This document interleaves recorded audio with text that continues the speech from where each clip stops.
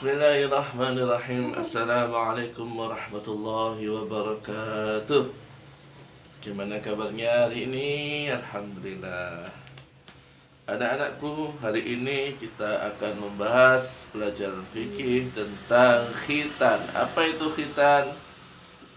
Khitan yaitu kalau kita biasa menyebutnya sunat, ya.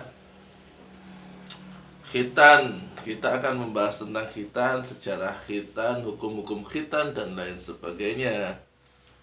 Sejarah khitan dimulai sejak zaman Nabi Ibrahim, ya, yaitu ketika Nabi Ibrahim berusia 80 tahun. Ketika 80 tahun usia Nabi Ibrahim mendapat perintah untuk berkhitan, padahal usianya sudah 80 tahun. Terus setelah Nabi Ibrahim, pada zaman Nabi Ismail juga khitan, tapi ketika usia 13 tahun. Pak, pada zaman dahulu khitannya bagaimana?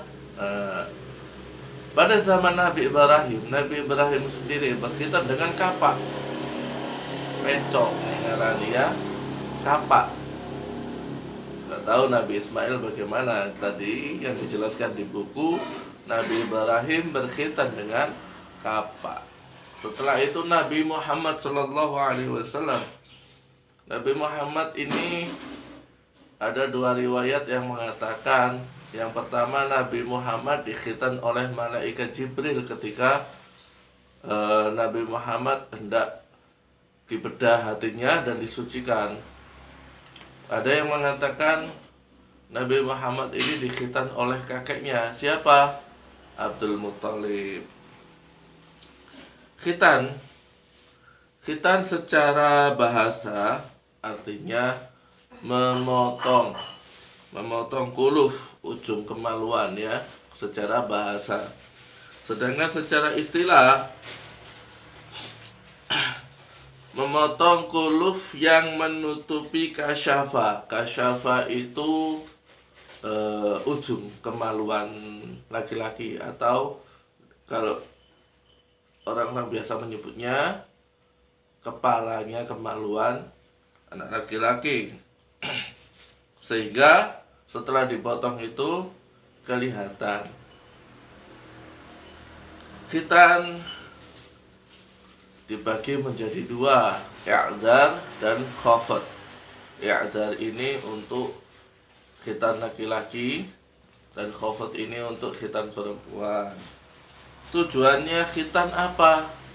Yaitu untuk mensucikan diri dari kotoran. Kok bisa, Pak? Ya, karena di ujung kemaluan laki-laki sebelum dikhitan itu, ketika anak laki-laki buang air kecil atau kencing, pasti ada sisa di daging yang ujungnya itu. Maka kalau disiram air atau disucikan tidak bisa bersih, mesti ada sisa air kencingnya. Maka dari itu disyariatkan untuk berkhitan, memotong ujung kulit kemaluan anak laki-laki agar tidak ada kotoran atau air kencing yang tersisa di kemaluan.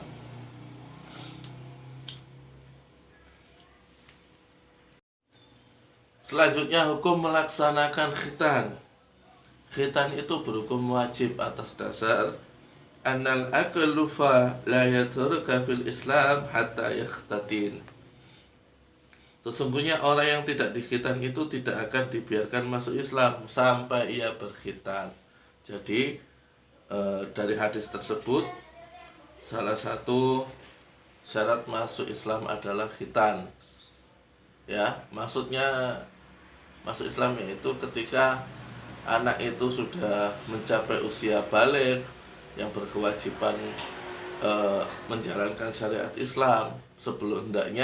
Sebelum baligh, anak itu dikhitan. Hukumnya sunnah berdasarkan hadis Baihaqi, al-khitanu sunnatun lirijal wa makramatun linnisa. Khitan itu sunnah untuk laki-laki dan mukarramah bagi kaum perempuan. Ya. Hukum khitan bagi perempuan. Hukum khitan bagi perempuan ini tidak ada hadis yang sahih yang meriwayatkan bahwa khitan bagi anak perempuan atau orang perempuan ini wajib atau sunnah. Hadis yang meriwayatkan khitan untuk perempuan ini semuanya dhaif, ya.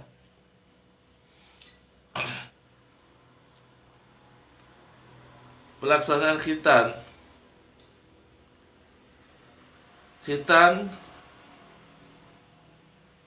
bagi laki-laki diwajibkan ketika anak laki-laki itu sudah balik, berakal, dan fisiknya, tubuhnya sehat, ya. Jadi ketika sudah mencapai usia balik, akalnya sudah baik, berakal sudah baik, artinya sudah bisa membedakan mana yang baik dan benar, terus badannya sudah sehat, maka wajib dikhitan. Kalau sudah balik, terus akalnya sudah baik, tapi fisiknya, badannya sakit-sakitan, sakitnya lemah, bertahun-tahun tidak sembuh-sembuh, maka belum wajib untuk dikhitan. Waktu sunnah yaitu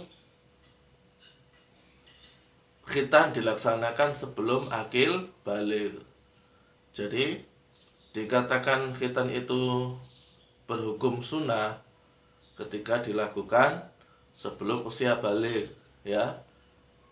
Baliknya laki-laki itu ketika si anak laki-laki bermimpi basah, ya. Bermimpi basah, mimpi yang ketika bangun tidur celananya sudah ada kayak pelikat-pelikat gitu. Nah, itu mimpinya basah namanya. Atau ketika berusia 15 tahun. Karena meskipun tidak mimpi tapi sudah usia 15 tahun, maka dinyatakan sudah balik, ya. Waktu makruh melaksanakan khitan yaitu di mana fisik anak kurang memungkinkan menanggung rasa sakit untuk berkhitan, ya. Atau waktu yang dimaksud adalah bayi kurang dari 7 hari. Kalau seandainya ada orang tua yang melaksanakan khitan dan anaknya masih bayi, hendaknya dikhitan usianya di atas 10 hari. Hikmah khitan dari segi syariat yaitu mengikuti sunnah Nabi, ya. Nabi Ibrahim, Ismail, terutama sunnah Nabi Muhammad SAW. Pembeda antara muslim dan kafir. Jadi yang khitan itu orang Islam saja yang dihukumi khitan. Bagi laki-laki akan sangat bermanfaat untuk menjaga diri dari najis yang mungkin tersisa pada kulit yang ada pada ujung kemaluan, ya. Dapat memperlancar buang air kecil, menstabilkan nafsu syahwat bagi laki-laki dan wanita, ya. Hikmah khitan dari segi kesehatan yaitu menjaga kebersihan. Kalau sudah dipotong ujung kemaluannya, maka tidak ada air kencing atau najis yang tersisa, mencegah infeksi, mencegah penyakit menular, ya. Selanjutnya anak-anak, itu tadi sedikit penjelasan dari Pak Khalil tentang khitan. Tugas kalian adalah kerjakan 5 soal yang ada di halaman 17, yaitu di lembar kerja, ya. 5 soal di halaman 17 di lembar kerja, ya. Assalamualaikum warahmatullahi wabarakatuh.